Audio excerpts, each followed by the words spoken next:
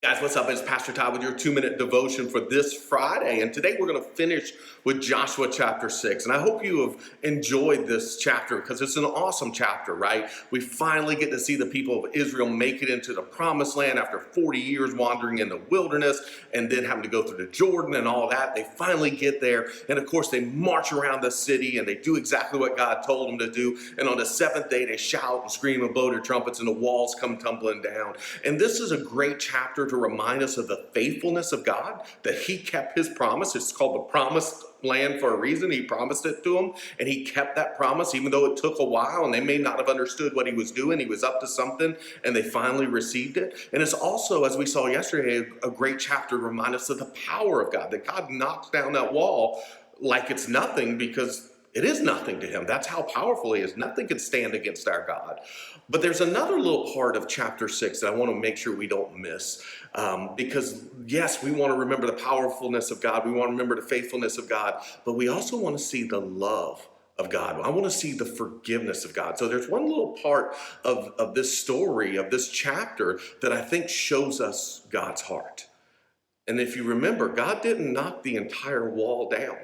There was one piece, one part, one section of that wall that remained standing. Rahab's house. Remember back in chapter 2, when Rahab helps the spies of Israel, they promise her, when we come back, we will not knock down your part of the wall. We'll leave you safe. We'll make sure you're taken care of. Just hang this red rope out your window and we'll make sure that you're provided for. And of course, we see God keep that promise. And that's awesome. But what I really love is they don't say like, oh, great, we saved you, Rahab. We kept our end of the deal. Have a nice life. Goodbye. No, they actually invite Rahab to be a part of the people of Israel. They invite Rahab to be one of them. They invite her into their family.